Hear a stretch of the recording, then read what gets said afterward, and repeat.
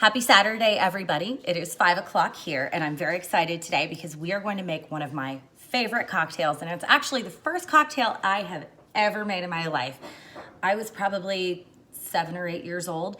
My parents always liked making gin gimlets, and they would use Tanqueray, Rose's lime juice, shake it good with ice, and pour it out in a martini glass. And I thought that was so cool. I was like, ooh, this looks fun. Let me do it.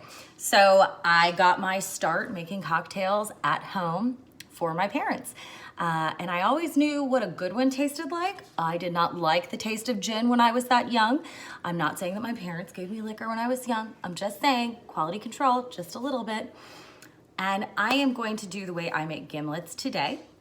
And this is also a request from Micah and Jen because they wanted something with gin, even though they said, we're good Kentucky girls. I know we should be asking for something with bourbon, but listen, I am a bourbon loyalist, but I am also a gin fanatic. It is always gin season to me, and it is always bourbon time for me. And there's nothing wrong in wanting to try new things. So why don't we get started? So we're gonna start out with gin. I love gin. People ask me sometimes, what's your favorite gin? And the answer is, it depends. It's the same thing when people ask me what's my favorite bourbon. I'm like, it really depends. How am I drinking it? When am I drinking it? How much am I spending? Tanqueray is a great versatile gin, especially if you're doing something simple because it's very clean. So it is perfect for a gimlet. So we are going to start with 2 ounces.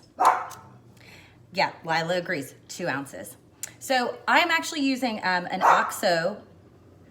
Girl, I told her she needed to stop at like 2 glasses of wine, but she just decided on the whole bottle. So, you know, I'm using an OXO jigger. It actually has really good, I don't know if you can see this, but it's got really good lines on the inside that show you the different measures in it. So this is one I definitely recommend to folks.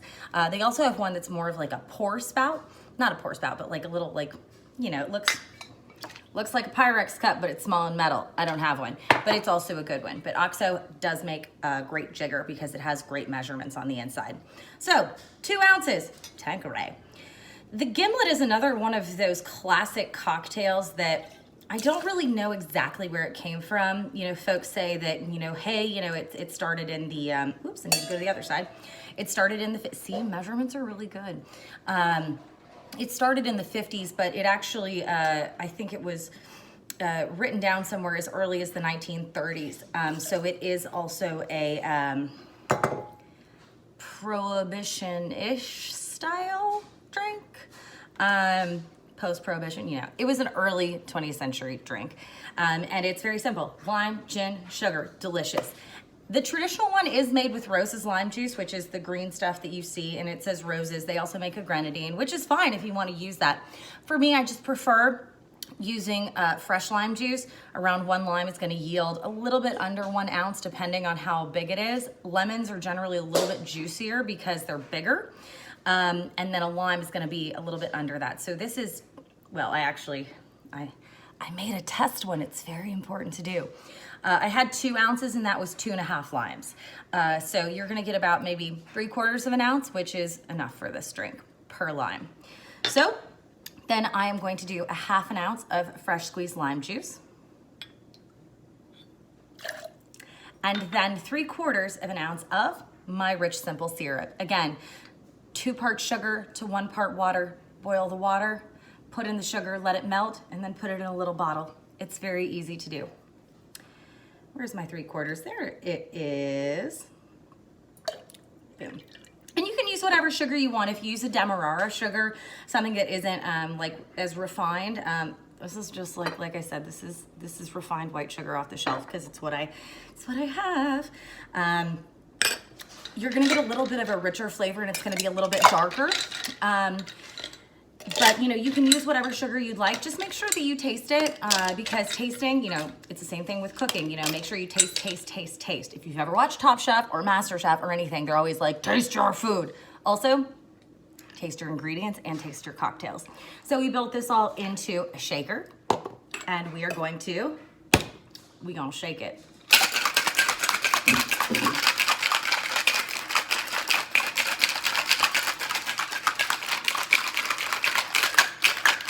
I know, that's stupid. That's the, whatever. Like I said, we're all just sitting on our butts all day inside, and we need something to get ourselves moving. Nice and cold because I'm starting to not be able to feel my fingers. So, pop the top open. I'm really just scared it's gonna explode all over me, so perfect. Then we're gonna take our Hawthorne strainer, and I'm gonna actually double strain this into a coupe glass. So a coupe, like this, it's a type of champagne glass or cocktail glass. And I'm going to use this tea strainer to double strain it. Now the reason I'm double straining it is because I wanna make sure to get all those little ice sherds and as much of the citrus pith as I can out of there so it yields a much clearer, nicer drink. Because the gimlet is, I mean, it's just a great, I just knocked something over in the sink. It's a great clean drink, especially for like a really hot day. So, and I'm actually not gonna garnish it because I don't think it needs anything. You're welcome to garnish it with a lime wheel, a little lemon, not lemon, a lime twist. You know, you can do whatever you want, you can get creative with it, but I just think it's beautiful on its own, and it's crisp and clear, and it's something good for, you know, lazy Saturday while we're all social distancing. So here is our gimlet. Cheers, everyone. Have a wonderful weekend.